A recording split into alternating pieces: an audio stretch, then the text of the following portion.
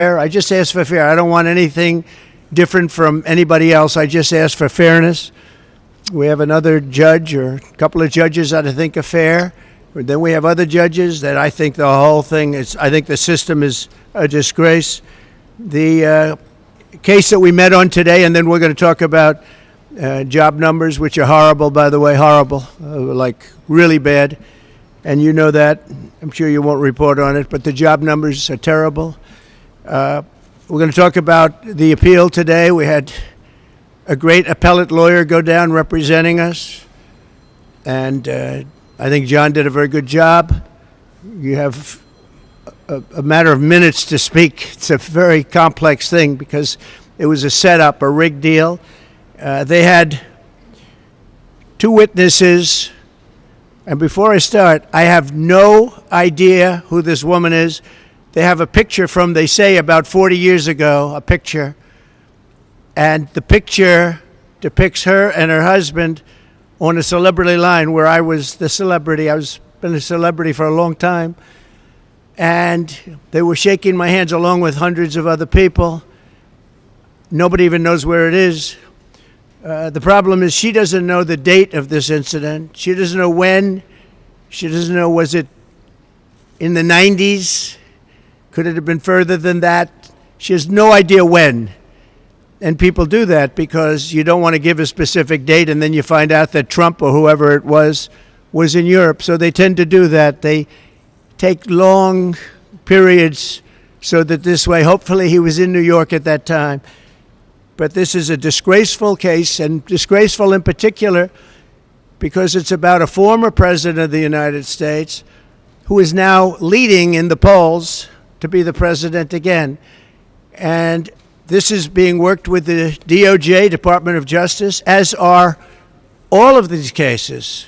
They all come out. Atlanta, Fani, that is all Department of Justice. Nobody knew that.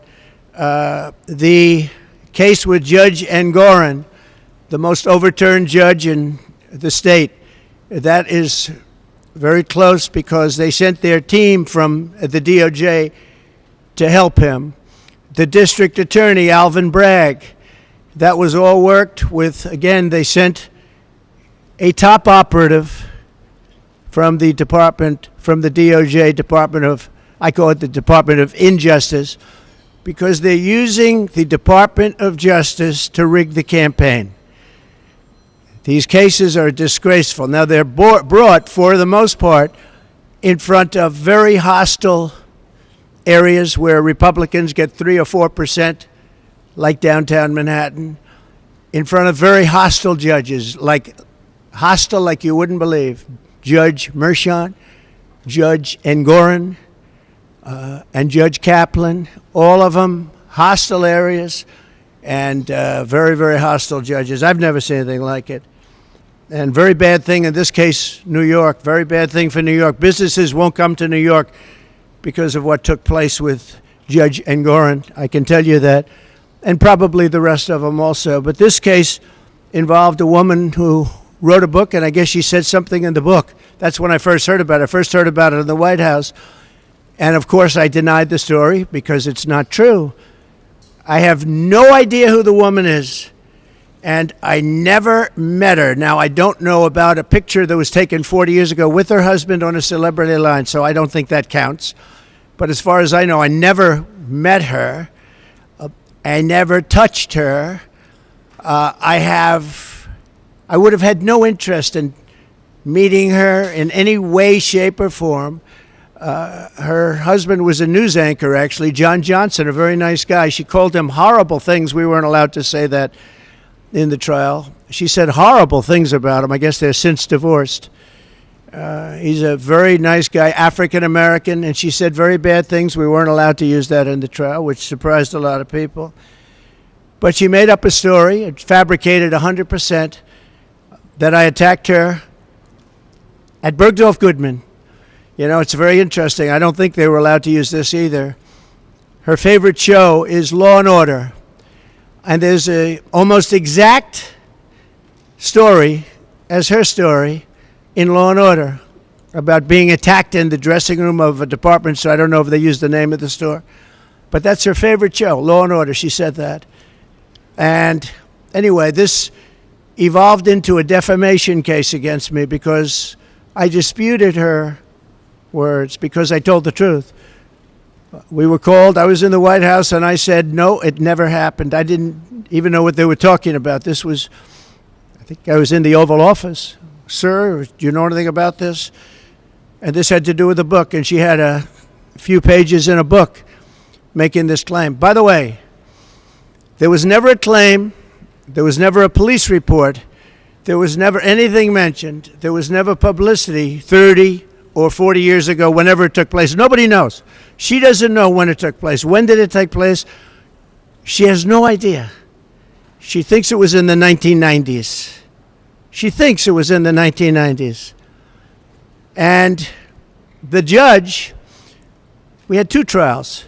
We asked for a consolidation. He said no. The reason he said no is he'd rather have double the publicity because that's bad for me. Very bad, because I'm running for president. And this is not the kind of publicity you like. And whether it's true or not, it's horrible.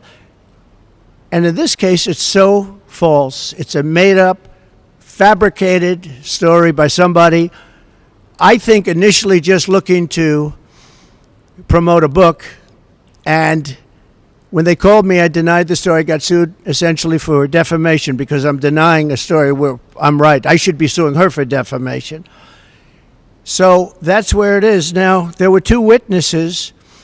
One is a woman who's followed me for years. She said in 1979, I was in an airplane with her, commercial flight, and we became very intimate. I just sat down. I think I had the book, The Art of the Deal. I was famous then, too. I've been famous for a long time. And we're sitting in first class, according to her. Never happened, by the way. Totally made up story. She's a Clinton person, too, by the way. Big Clinton person. She made up the story.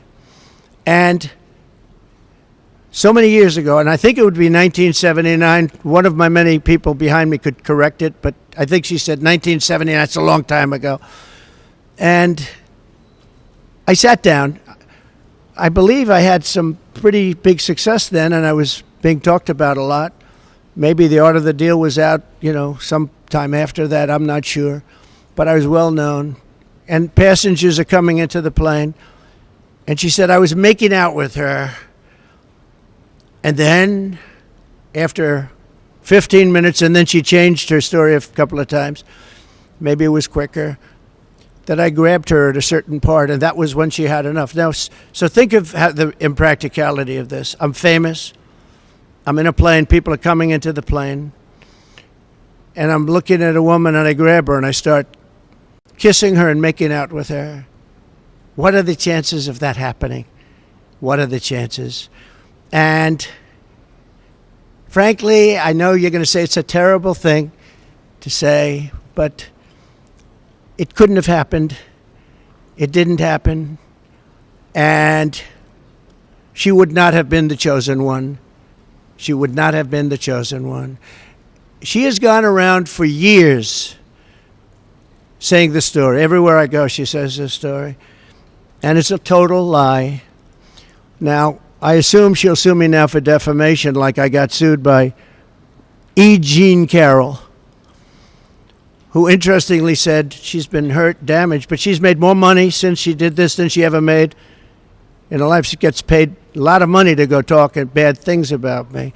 So remember this whole thing started, along with just about every other case I'm involved with the political campaign of Harris, and who's having a bad time because she can't talk, of Harris and Joe Biden.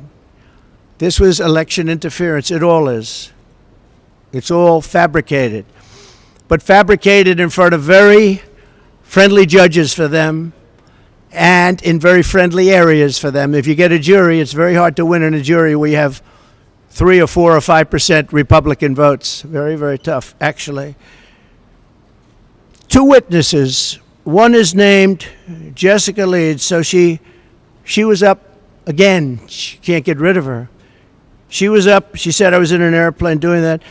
A couple of things. You have an armrest in planes back in those days. Oh, by the way, she didn't know anything about the flight, where we were going. Where I was in very few flights. I was a New York guy building New York buildings. I was in very few airplanes, I will tell you, in those days. 1979, I think. It's a long time ago. But you had the armrest, and in the old days, they didn't move. Okay? But she said she then got out and she went to the back of the plane, and that was the end of the story, I think. And this story has followed me for years. But just to finish with her, Jessica Leeds, no police reports, no witnesses, no corroboration of any kind, no criminal suggestions, no nothing. Then you have another one, and this one is a writer for People magazine, who I actually thought was very nice. She came to Mar-a-Lago, and she wrote the most beautiful story you've ever seen. It was a love story about Melania and myself, a love story in People magazine. And that was it. It was a cover, I think, but it was a beautiful story. Everybody would love to have that marriage. She said the nicest things about me, about Melania. You have the story. I mean, you can read the story. And her name was whoever. Let's see. Her name was who? Swornoff, yeah. I don't have it. Whatever her name was. I don't know the lady, so perhaps it's much better that way, but I really don't know the lady. So she wrote this beautiful story, and about, I don't know, years later, no police reports, no anything. Years later, the same person they called up, did you attack at Mar-a-Lago this woman, this writer, whatever her name is? And she was a witness in a case. Her and Leeds were the two witnesses, only two witnesses. Did you attack her? I said, who is she?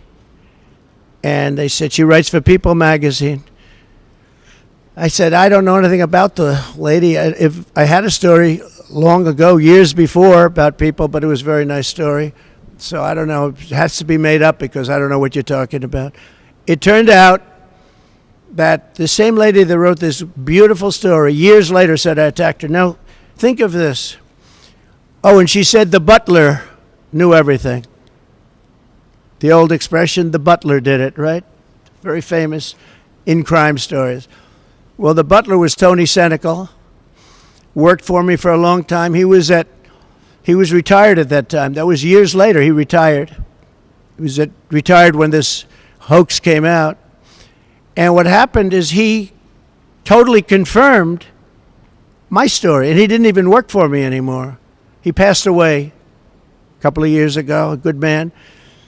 He said, the woman was crazy.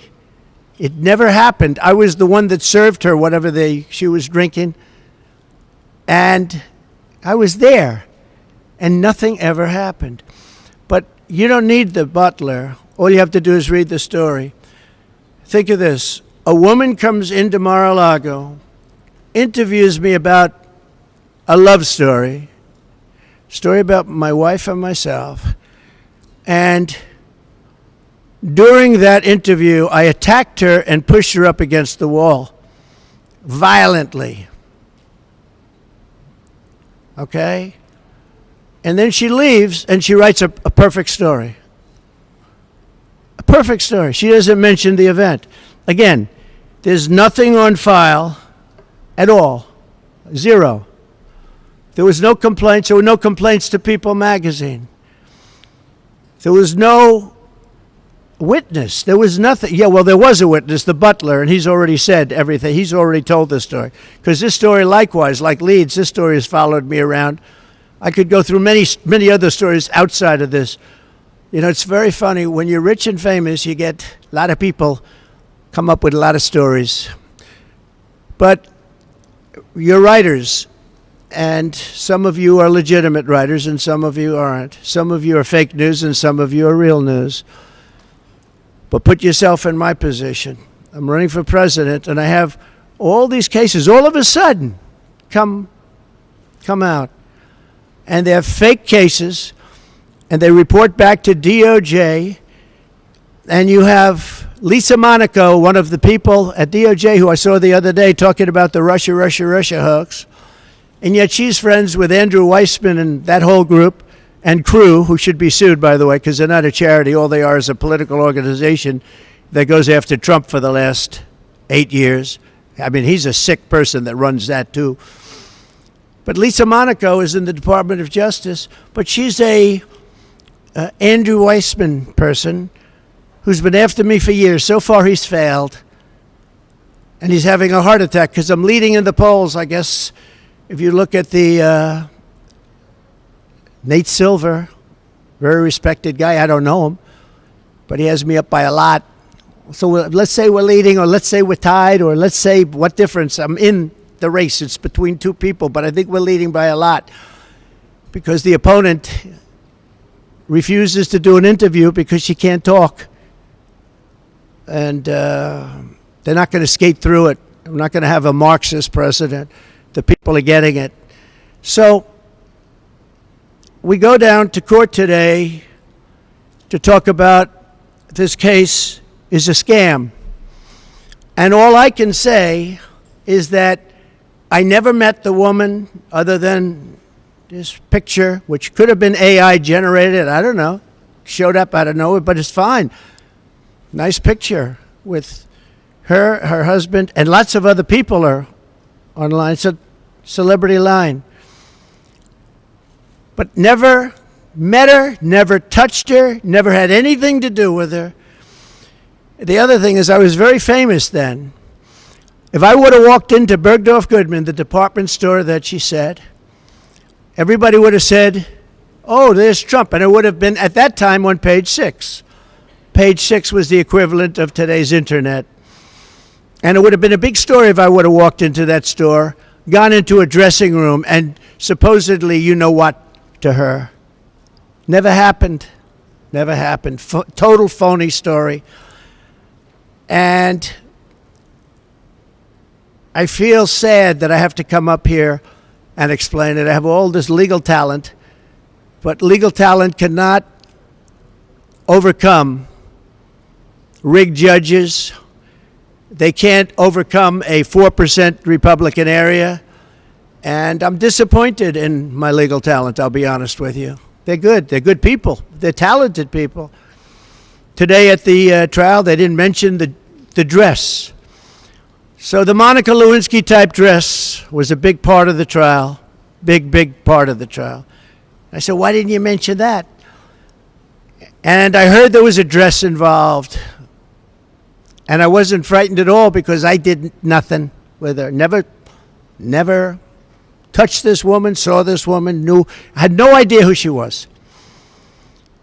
But they have a dress, sir. I said, so what? Well, sir, it's very... They used that dress to try and intimidate me. They used that dress with the public. That dress was such a famous dress. It was Monica Lewinsky, part 2, the dress. And the judge wanted it for trial. And it was going to go into trial. And then they found out there was nothing on the dress, which I knew. And then the judge wouldn't allow it to be used. So they used it as a cudgel. They used it as a hammer over my head. And then the judge, when he heard that it showed totally negative, the judge wouldn't allow us to use it at trial. Then there was an Anderson Cooper interview where she said essentially, no, he didn't rape me. She was selling her book. She wrote a book. The book would have been a total failure, probably was anyway, although probably sold more recently. Again, this is a woman that wasn't doing well until she came out with this stuff about me. And that's happened to others too, by the way. She's not the only one. But they have the Anderson Cooper tape. And in the Anderson Cooper tape, it's an interview of her. And Cooper says something to the effect, "Did he rape you? Did he rape you?" He was so happy. "Oh, did he rape you?" And she gave a very good answer for me, but a bad answer for CNN, for Anderson. And he said, "We're going to commercial break right now. We're going." Then she came back from commercial break, and she was much more hostile. But this man wouldn't let us use the tape or the proper questions having to do with the tape. Wouldn't let us. The Judge Kaplan, wouldn't let it be used. We wanted to get the outtakes. In other words, what did Anderson Cooper talk to her about during that intermission for a commercial that he called for immediately? Where do you see this? I mean, some of you have seen it, some of you haven't. We're going to commercial break right now. And so what happened is we weren't able to use it. The other thing is we had not one trial, we had two trials. Nobody understands why. We asked for a consolidation. And I wanted to show up to the trial, to the first trial. My lawyer, who's not up here, not with us any longer, "Sir, you should not show up. You're the former president or the president. I don't even know when the trial was, but you're the president of the United States, sir. This is beneath you. I've got this 100%. The dress is negative," but he wasn't able to use it. "Sir, it's beneath you to show up." I said, "But wouldn't that be bad for a jury? Wouldn't that be sort of bad for a jury if I don't show up?" He said, "Sir, you don't have to show up. I've got this. You shouldn't do it. It's beneath you. It's beneath the office of the president." I understood what he meant by that. And so I didn't show up. And I was found guilty of something that I didn't do with a woman that I have never seen, touched, or in any way was involved with, nor would I want to be. I would not want to be. My people say, "Please don't say that." I would not want to be involved with her. And that's where we are. So we're appealing it, and people would say it's not a friendly panel based on the appointments, but you'll look that up yourself. But I hope they understand this is the office of the President of the United States, and there has to be fairness shown. Our court system is looking so bad. If you're a Democrat, these are all Democrat-appointed people. Biden, Clinton, I think others. 3 people. They seem very good today, and I mean, they seem absolutely fine, but I've read and I've heard it's not a friendly panel, but I wasn't surprised because I don't get friendly panels. I don't get friendly panels. But where we've had fair judges, where we've had brilliant judges, frankly, I don't know the judge in Florida, Judge Cannon, don't know her at all.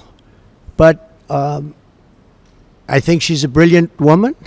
I think she handled a scam. It's a scam case. That's the documents case. That's the case where Biden, who had 10 times more documents, took all this stuff for years, 50 years, and he was exonerated. Of course, they said he was incompetent, so he wasn't fit. So he was exonerated based on that. But me, I don't get exonerated so easily. And I had a thing called the Presidential Records Act, which exonerates me. But we won that trial, and the other side plays the ref. Crew and Weissman and all these people. And again, Lisa Monaco should not be involved in this because she's been after Trump for years, and now she's like the second person at the DOJ. But she's with all these people. And they're playing the ref, and they say terrible things about judges. They do it with the Supreme Court justices because they think they're going to intimidate them. I think it should be illegal. That's what the DOJ should look into, the legality of these people taking a brilliant judge and demeaning her, and taking other people that are fair and solid and demeaning them. It's called playing the ref. Nobody did it better than the late, great Bobby Knight basketball coach. He would scream at those refs and everything, and said They'd say, Bobby, you're not going to get the decision overturned. Yep, but the next one I will. And he was right. He was a great basketball coach. Last coach to have an undefeated season. Last coach in basketball to have it many years ago. He also endorsed me, but he played the ref. These people are playing the ref when they are allowed to call for recusal, impeachment of a judge because they're not getting their way. And for some reason, the other side doesn't do that. They don't do that. The other side is much softer. Republicans play it a lot softer, but they play it legitimately. So I'm going to ask, if I might, Will Scharf to come up, just say a couple of words about what took place today. One of our attorneys working on this it's a ridiculous case. Remember, it never happened. It was made up for political reasons. And the DOJ is behind everything. Every one of these cases. It's political interference. It's a witch hunt, just like the fake Russia scam was a witch hunt. And just like they want to start that scam all over again by announcing that Russia we're talking about. And you know what they do when they do that? They intimidate people from having a fair election. They intimidate poll workers from speaking up when they see crooked things take place in the election. And it's a disgrace. Our country's in serious trouble. Our judicial system is in very serious trouble. Will, please come up. Thank you. Thank you, Mr. President. Good morning, y'all. My name is Will Scharf. I'm one of President Trump's attorneys. Today we presented oral argument before the United States Court of Appeals for the Second Circuit in one of two cases brought against President Trump by E. Jean Carroll. Now, it's really important to remember that E. Jean Carroll's story at its heart is an utterly implausible he said, she said story. There is no corroboration for anything she has ever claimed about President Trump. There are no corroborating witnesses. As President Trump alluded to, there is not confirmatory DNA. No police report was filed at the time of this alleged incident. She was unable to identify when this incident occurred until quite recently. No surveillance evidence or witnesses have ever been found or come forward confirming any aspect of E. Jean Carroll's story. In light of that, in light of the utter implausibility of the story that E. Jean Carroll was attempting to sell to the jury in this case, her attorneys introduced evidence that should have never seen the inside of a courtroom. Utterly insane efforts to introduce propensity witnesses, Jessica Leeds and Natasha Stoynoff, most notably, in an unfair and improper effort to buttress E. Jean Carroll's failed attempt to assault President Trump. Jessica Leeds' story is instructive here. This is a woman who claims that in the middle of a crowded airliner in 1979, President Trump assaulted her. Leeds has never been able to identify where this plane departed from, where it went to, the date of the flight in question, making our efforts to disprove her testimony extremely difficult. Under the federal rules of evidence, this story should have never been allowed to be presented to the jury in this case. The same is true of Natasha Stoynoff's story, which again lacks any indicia of reliability, any sort of credibility, any sort of confirmatory testimony from other witnesses, or anything else that would make you believe that this actually happened.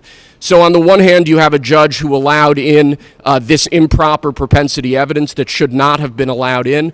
In our view, that polluted the jury's deliberations in this case. That presented a story to the jury of a series of a pattern of conduct that the jury should not have been considering.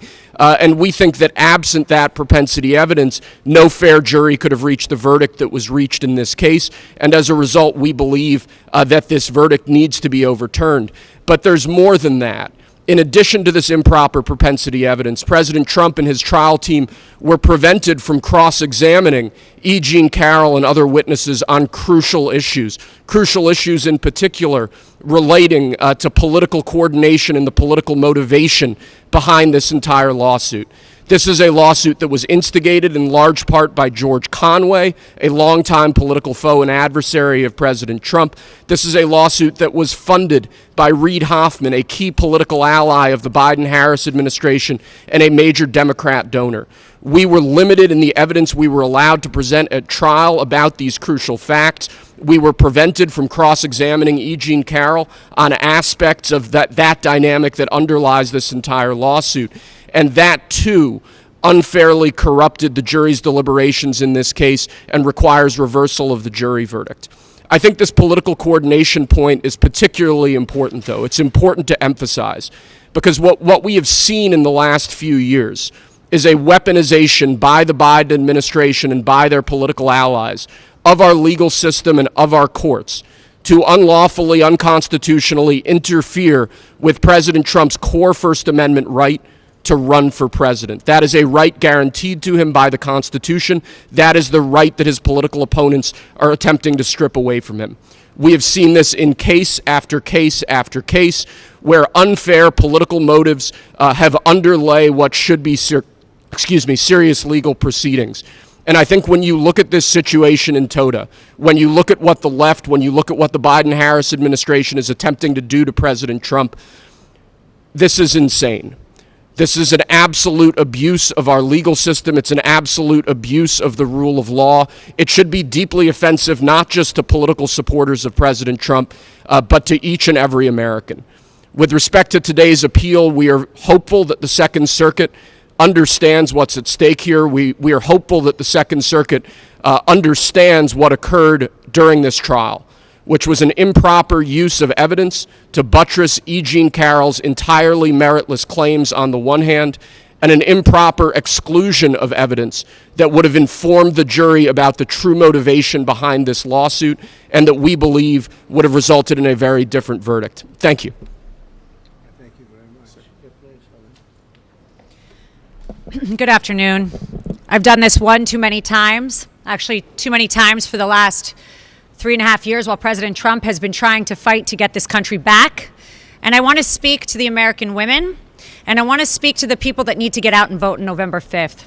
I have sat with President Trump for years now, while he has been targeted with lies and with judges, AGs, and DAs who have specifically run in this city and others on getting Trump. The Trump administration will fix this problem. We will stop Kamala Harris's regime, because she was there, let's not forget that, and she still is, of using officials from the White House, putting them in DA's offices, in AG's offices, and attacking your political opponent. And this country deserves better than this. We do. We should not be sitting here at a press conference talking about this.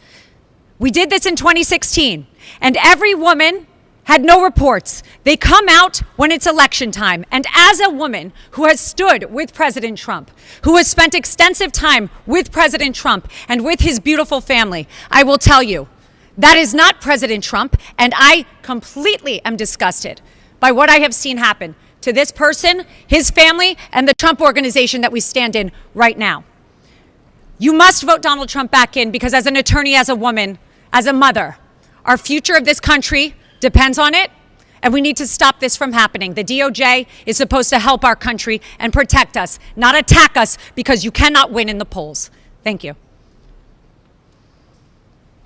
Thank you very much, both. And just in finishing this, we have numerous other trials that are also very much in coordination with the DOJ. They actually took just about their top person and they put him into the offices of the Attorney General of New York, and then also the office of the DA Bragg's office, to make sure the case is brought viciously against their political opponent. And it's a shame. It's a shame. Businesses will not come to New York because of it. They actually, in the case of Engoron, they used a consumer frauds case, never used before for a thing like this. And not only were my numbers correct, and again, this was a generality, all you need is a general, but I had really good numbers, but they were very conservative, very much on the low side. And the judge knew that. And the judge ruled a fine against me, the likes of which has never even been heard of. Businesses will never come to this state as long as that is able to be held up. Because we won that trial so conclusively. We had an expert witness said that President Trump's this was an expert witness from the Stern School of Business, one of the most highly respected people in the country as an expert witness. He said, to the best of my remembering, it's a big statement, but he said, this is perhaps the best financial statement I've ever seen. But the judge made me pay like a $400 million fine. This is a consumer fraud statement. Think of it, consumer fraud's case that they made it in. The judge refused to give it over to the commercial division where they could understand things, and they would have dismissed it immediately because this case had no merit whatsoever. The judge wanted to settle the case for a very much smaller amount, and I said, I'm not going to settle. I didn't do anything wrong. But he would have settled the case for a much smaller amount. He wanted to settle it for a much more. We had numerous meetings in his office for a fraction of the number that he gave. That was one of the interesting things. I figured that the worst that you could do is what he wanted to settle for, which was a very small number by comparison. And then he just came out with this number. This was a coordination with the DOJ. And the other case that you know about and you've been hearing about, which is same kind of a thing, also in coordination, is the Bragg case. And they actually wanted to put them together in New York. They wanted to put the DA case together with the Attorney General case, but they both wanted credit. They couldn't understand, they both wanted credit, so they had their own cases. And it's very corrupt in New York, and very, very corrupt. It's a very corrupt place and doing very badly. But when people see what happened, and when they see, I've had so many calls from business people saying, this is just terrible. Today there was a story about somebody in Southern District who's highly respected, knocking the hell out of both of those cases, say it's an embarrassment they were allowed to be brought. And I'm going to write out a list of things from Alan Dershowitz, Andrew McCarthy, Greg Jarrett, some of the greatest people, all legal scholars, great people, Jonathan Turley, like 10 highly respected, the most highly respected people that quote Calabrese, Judge Calabrese, that quote on cases, and shockingly, they can't even believe it. They said this case should not have been allowed to be brought. And that's about pretty much both cases, but it's about the case that we have in front of Judge Mershon. That case is a disgrace. Should have never been allowed. I did nothing wrong. And he took a non-existent, long expired by the statute of limitations, misdemeanor. He made it into 34 or something more than that counts of felony. Nobody can even believe it. Over nothing. And if you look at that case, he wouldn't allow it. That whole thing was done by an attorney. I had nothing to do with it. That was done by an attorney, a sleazebag named Michael Cohen. And he did the whole thing, and you're allowed to have reliance on attorney. It's called reliance on attorney. You have a reliance on attorney. Attorney's allowed to do things. And all it was is a non-disclosure agreement with somebody that said nothing happened, by the way. I might add that. If you don't mind, I'll add that. We have a statement, nothing happened. And he got a non-disclosure agreement. He did it on his own, and this judge refused to allow us to use that as a defense, the attorney-client defense, which is very standard. Other people have never heard that you're not allowed to use it, but he's the one that did it because I was running for president and running the country. He's the one that did it. So all of these cases are a disgrace, but the case that we had today downtown I wish we could have mentioned the dress. Again, got the idea from Monica Lewinsky, but it was negative, wasn't allowed to be used. I wish we could have mentioned many of the other things, and I certainly wish we could have gone to CNN and got the outtakes, what's called the outtakes. What did Anderson Cooper tell her during the commercial? I'd love to find that out. So that's where we are. We have a very corrupt system of laws, but in that system we have some very good judges also, and I think in the end the good judges will prevail. And I hope Democrat-appointed judges can see a scam like this, where somebody just makes up a story, probably out of Law and Order. I don't know, she made it up out of somewhere, but check out the Law and Order episode that we're talking about. Make up a story, and I end up getting sued. And by the way, the punishment is like $89 million, and wouldn't have two cases. It should have been one case. But two cases is better because you get double bad publicity. We asked the judge, could you consolidate the cases, same case? And he refused to do so. He wanted two cases. So two cases, two sets of lawyers, two everything. It's really, really very disgraceful. Let me talk about job numbers, because as you know, they just came out, and they're a basic disaster.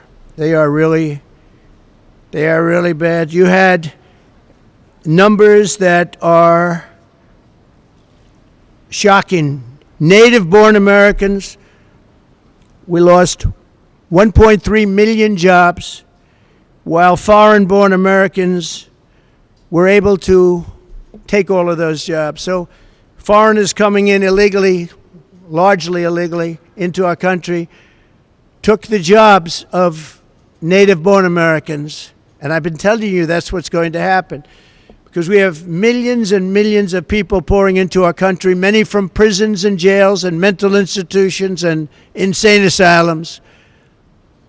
Traffickers, human traffickers, women traffickers, sex traffickers, which, by the way, that's the kind of thing that people should be looking at, because it's horrible.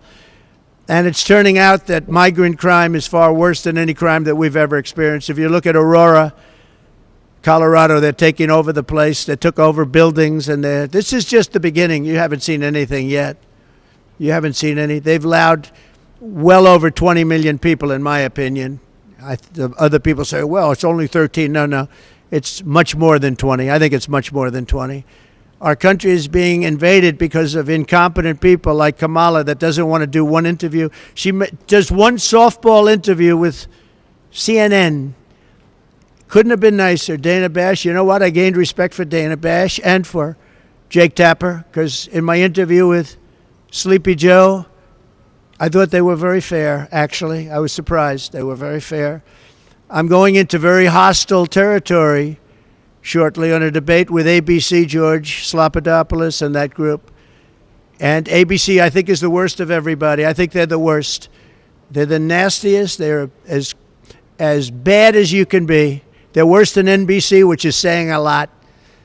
And we have something coming. And the reason I'm doing it is because that's the only one that she would do it with, because her best friend is the head of ABC or ABC News, and her husband's best friend is married to that one. So, and Donna Brazile is there. You remember the famous Donna Brazile? She gave Hillary Clinton the questions. You remember that? That was a little embarrassing. She got fired, I assume, for that. But now she's working at ABC. So I said, I'll do it anyway, because even if she knows the answers and knows the questions, I don't think she'll be very good. And this is not what our country wants. And I feel I have an obligation to do it. And she'd never stand up here like this and give a news conference and speak about what's happening with the weaponization of our justice system. This is the weaponization of justice at a level that nobody's ever seen in this country before. We've never seen it. You see it in third world countries, you see it in banana republics, but you don't see it in the United States of America, and it's a very sad thing. And I think I'm doing a great service by having gone through it and revealing it, because, you know, it came out with a indictment from the district attorney, which again, just revealed today, and I hope you're going to do a story because it's a big story. The Southern District of New York was, and this is a very highly respected group of people. He said it was a disgrace that that case was brought. It was a disgrace that the case was brought in front of Mershon. The case is a disgrace. Should have never been brought.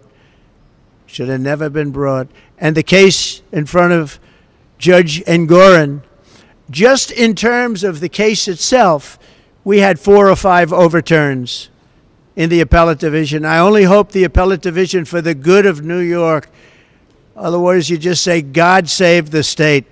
For the good of New York, I hope that the appellate division will do what's right on that case, because that case was a scam. But every single one of these cases that I'm mentioning, they're all hoaxes and scams. No different than Russia, Russia, Russia, Ukraine, Ukraine, Ukraine, the impeachment hoax number 1, impeachment hoax number 2, all these things that we won. We won them all. But it takes time, it takes effort. And they're at it again. But this time, what they're doing is they're hitting us as hard as possible. You know, it's very interesting. It just brings to light the lawyer on the hoax that we're talking about now, having to do with E. Jean Carroll. She said, the way to defeat Trump is go after him civilly as often as possible. Make his life miserable. Sue him all the time. Keep him in court and let him spend a fortune. That's the lawyer I have in the E. Jean Carroll case. And that's exactly what they've done. The only thing I can say that's good about it is the public understands. And my poll numbers, I believe, are higher now than they would have been without it, because the public understands it's a hoax, it's a scam, it's a political witch hunt, and some of you should be ashamed of yourselves. Thank you very much, everybody. Thank you. Mr. President.